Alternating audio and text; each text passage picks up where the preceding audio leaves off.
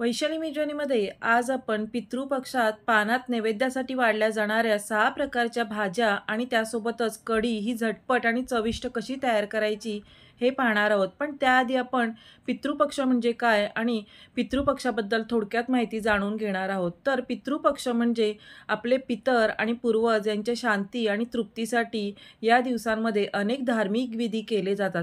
या दिवसांमध्ये श्राद्ध आणि पिंडदान करण्यास फार महत्त्व आहे. म्हणून दरवर्षी अनंत चतुर्दशीनंतर म्हणजेच गणेशाच्या विसर्जनानंतर भाद्रपद महिन्याच्या शुक्ल पक्षाच्या पौर्णिमेपासून ते अश्विन महिन्याच्या कृष्ण पक्षाच्या अमावस्येपर्यंत याचा कालावधी असतो आणि म्हणूनच या दिवसांमध्ये पितर आणि पूर्वजांना नैवेद्य दाखवून प्रसन्न करून त्यांचे आशीर्वाद आपल्याला मिळवता येतात. इथे आणखीन एक महत्त्वाची गोष्ट सांगायची म्हणजे जेव्हा आपण देवाला नैवेद्य दाखवतो तर त्याला अर्पण म्हटलं जातं आणि जेव्हा आपण पितर आणि पूर्वजांना नैवेद्य दाखवतो तर त्याला तर्पण म्हटलं जातं.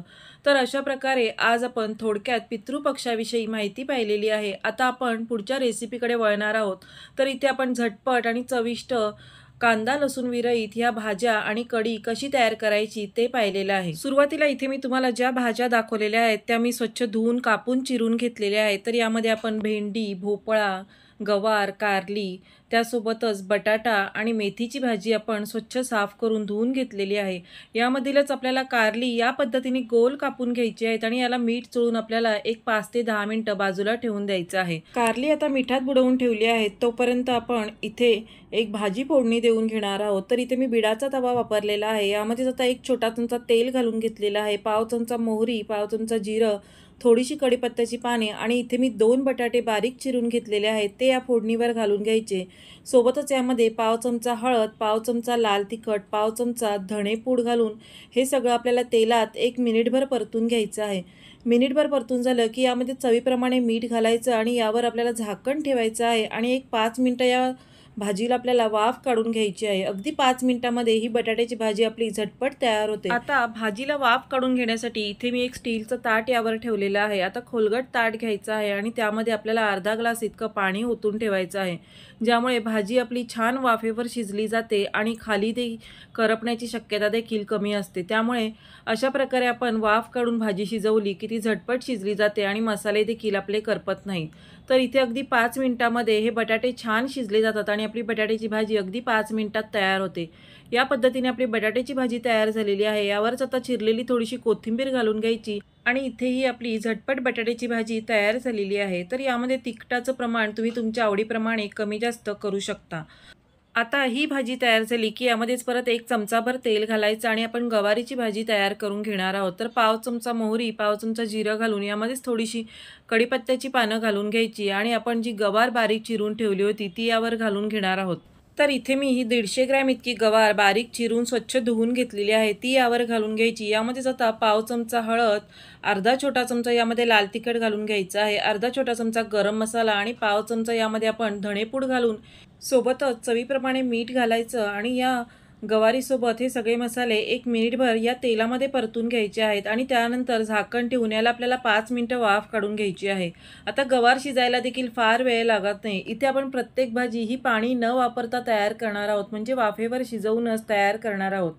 तर इथे आता या झाकणावर पाणी ठेवून मी 5 मिनिटं वाफ काढून घेतलेली आहे.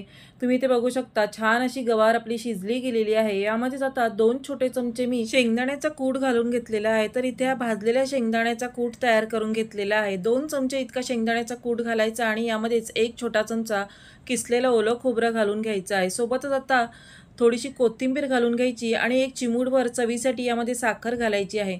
या पद्धतीने आपण मसाले घालून ही भाजी बनवली तर ती अतिशय रुचकर आणि चविष्ट बनवून तयार होते. तर आता इथे सगळे जिन्नस घालून झाल्यानंतर 1 मिनिटभर आपण या पद्धतीने परतून घ्यायची आहे आणि इथे आपली गवारीची देखील झटपट भाजी तयार झालेली आहे. तर ज्यांना खोबरं खायचं नाही किंवा ज्यांना शेंगदाण्याचा कूट खायचा नाही तर ते त्यापैकी कोणती एक गोष्ट स्किप करू शकतात किंवा बिना शेंगदाण्याचा कूट आणि खोबऱ्याशिवाय देखील ही भाजी तुम्ही तयार करू शकता. अशा पद्धतीने आपण फक्त इतकेच मसाले घालून ही भाजी अतिशय चविष्ट बनवून तयार करू शकतो. आता परत तव्यामध्ये चमचाभर तेल घालून घेतलेलं आहे. यामध्ये थोडीशी जिरं मोहरी घालून घ्यायची. जिरं मोहरी तडतडली की यावर थोडेसे मिरच्यांचे तुकडे घालायचे, कढीपत्ता घालायचा आणि आपण जे भोपळ्याचे तुकडे कापून ठेवले होते ते यावर घालून घ्यायचे आहेत. आता यामध्येच पाव चमचा हळद, थोडंसं हिंग आणि चवीप्रमाणे मीठ घालून घ्यायचं आणि हे सगळं मिक्स करून 1 मिनिटभर तेलात परतून घ्यायचं आणि यावर झाकण ठेवून आपल्याला एक 5 मिनिटं वाफ काढून घ्यायची आहे. आता भोपळा देखील वाफेवर छान शिजला जातो, त्यामुळे इथे मी 5 मिनिटं वाफ काढून घेतलेली आहे. जवळजवळ 250 ग्रॅम इतके भोपळ्याचे तुकडे करून मी घेतलेले आहेत आणि ते या पद्धतीने शिजवून घेतलेले आहेत. अशा प्रकारे देखील ही भोपळ्याची भाजी अतिशय चविष्ट बनवून तयार होते. आता भोपळा छान शिजला आहे, तुम्ही इथे बघू शकता. यावरच आता आपण थोडंसं ओलं खोबरं घालून घ्यायची, थोडीशी कोथिंबीर घालून घ्यायची, 1 मिनिटभर परतून घ्यायचं आणि इथे आपली भोपळ्याची भाजी देखील झटपट तयार झालेली आहे. भोपळ्याची भाजी तयार झाली की आपण परत मेथीची भाजी तयार करून घेणार आहोत. तर 1 चमचाभर तेल तव्यामध्ये घालून घ्यायचं आहे. यामध्येच अर्धा छोटा चमचा जिरं घालून घ्यायचं. सोबतच आपल्याला चवीप्रमाणे किंवा ज्या पद्धतीने आपल्याला तिखट खायचं आहे त्या पद्धतीने मिरचीचे तुकडे घालून घ्यायचे आहेत. आता यावरच आपण जी चिरलेली मेथी आहे ती घालून घेण्याआधी चिमूटभर हिंग घालायचं आहे, ज्यामुळे या फोडणीला छान असा सुगंध येतो. आणि आता यावर आपण चिरलेली मेथी घालून घेऊया. मेथी आपल्याला एक 2 ते 3 मिनिटं मोठ्या गॅसवरच छान अशी परतून घ्यायची आहे. आता मेथी छान परतली गेली की नंतरच यावर आपण मीठ घालून घेणार आहोत, कारण सुरुवातीला जर आपण मेथीमध्ये मीठ घातलं तर आपल्याला अंदाज येत नाही की ही मेथीची भाजी आपली कितपत तयार होणार आहे. त्यामुळे आत्ता मी यामध्ये चवीप्रमाणे मीठ घालून घेतलेलं आहे. अर्धा छोटा चमचा साखर घालून घ्यायची आणि थोडंसं ओलं खोबरं किसलेलं यावर घालून घेतलेलं आहे. आता परत मिनिटभर आपण परतून घ्यायचं आहे आणि त्यानंतर यावर आपण 2 मिनिटं झाकण ठेवून वाफ काढून घ्यायची आहे.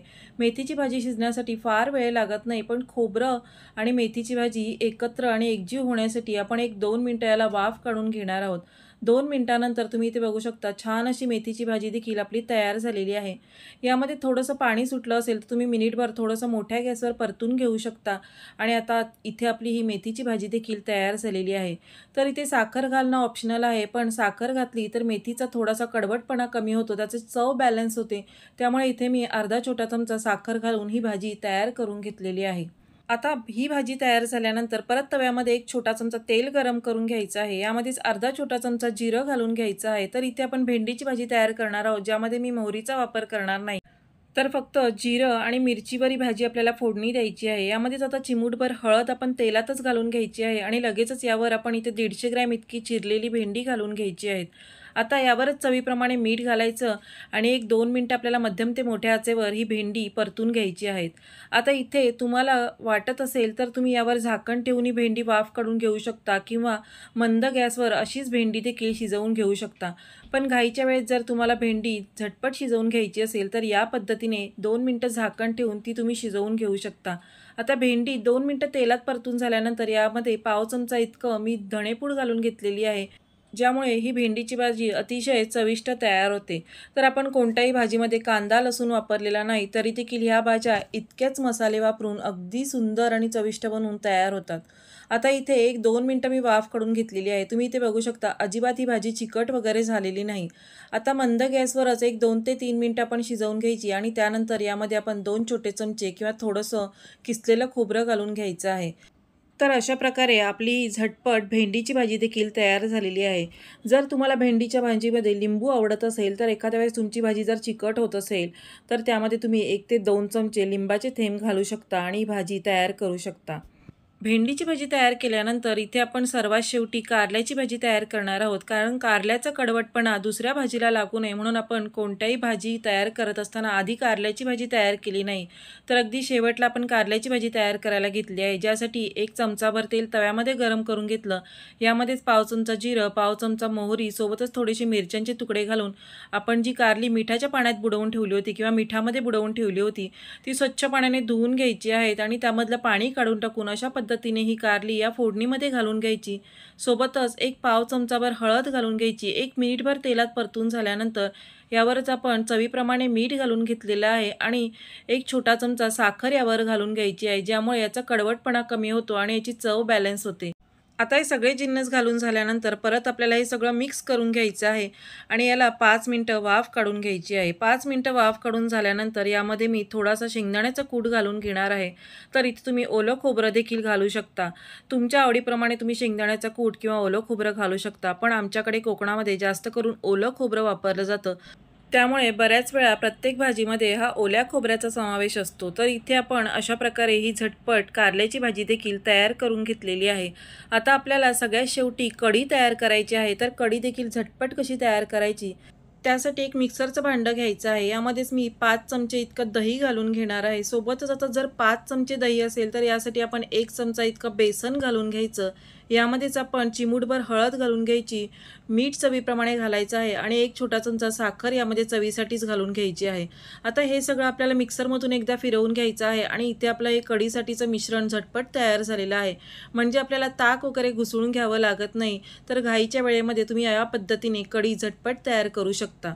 आता कढीला फोडणी देण्यासाठी एका पातेल्यामध्ये 1 छोटा चमचा तेल गरम करून घ्यायचं. यामध्येच पाव चमचा मोहरी, पाव चमचा जिरं, मोहरी तडतडली की यामध्येच आपण थोडीशी मिरच्यांचे तुकडे घालून घ्यायचे आहेत. सोबतच थोडासा कढीपत्ता घालायचा आणि 1 पाव तुकडा इतका अद्रक आपल्याला यामध्ये किसून घालायचा आहे, ज्यामुळे या कढीला खूप छान स्वाद येतो. जर तुम्हाला यामध्ये अद्रक घालायचं नसेल किंवा आलं घालायचं नसेल तर तुम्ही 1 पाव चमचा यामध्ये मेथी दाणे देखील घालू शकता. त्याचा स्वाद देखील या कढीमध्ये छान उतरला जातो. तर आता ही फोडणी छान अशी खरपूस एक 15 ते 20 सेकंद तेलामध्ये परतून घ्यायची आणि आपण जे दह्याचं मिश्रण तयार केलं होतं, जे कढीसाठी मिश्रण तयार केलं होतं ते यामध्ये घालून घ्यायचं आहे. तर गरजेनुसार तुम्ही यामध्ये पाणी घालू शकता आणि ही कढी पातळ घट्ट करू शकता. तर इथे मी इतपत पाणी यामध्ये घालून ही कढी या पद्धतीने तयार करून घेतलेली आहे. यामध्येच आता आपण थोडीशी चिरलेली कोथिंबीर घालून घ्यायची आणि मध्यम ते मोठ्या आचेवर सतत ढवळत राहून आपल्याला एक उकळी काढून घ्यायची आहे. तर इथे तुम्ही बघू शकता हळूहळू कढीला उकळी यायला लागलेली आहे आणि आता ही कढी आपली झटपट तयार झालेली आहे. सुरुवातीला कढीला पहिली उकळी येईपर्यंत चमच्यानी सतत ढवळत राहायचं आहे, ज्यामुळे ही कढी अजिबात फुटत नाही आणि एकसारखी तयार होते. त्यासोबतच आपण यामध्ये बेसनचा वापर केलेला आहे, ज्यामुळे ही कढी फुटण्याची शक्यता फार कमी असते. तर अशा प्रकारे कढीला उकळी आली की 1, 2 ते 3 मिनिटं आपल्याला मध्यम आचेवर ही उकळवून घ्यायची आहे आणि इथे आपली ही झटपट दह्याची कढी तयार झालेली आहे. आता इथे साखर घातलेली आहे, तर साखर देखील ऑप्शनल आहे. तुम्ही जर साखर खात नसाल तर साखर देखील तुम्ही स्किप करू शकता आणि या पद्धतीने ही झटपट कढी तयार करू शकता. अशा पद्धतीने आज आपण पितृपक्षामधली श्राद्धाच्या मानात वाढली जाणारी वेगवेगळ्या प्रकारची भाजी आणि त्यासोबतच कढी झटपट कशी तयार करायची हे पाहिलेलं आहे. आजची रेसिपी तुम्हाला कशी वाटली मला कमेंट करून नक्की कळवा. रेसिपी आवडली तर तुमचे मित्रपरिवार आणि नातेवाईकांमध्ये नक्की शेअर करा आणि अशाच नवीन नवीन रेसिपींच्या नोटिफिकेशनसाठी बेल आयकॉनवर क्लिक करून वैशाली मेजवानीला सबस्क्राईब करा.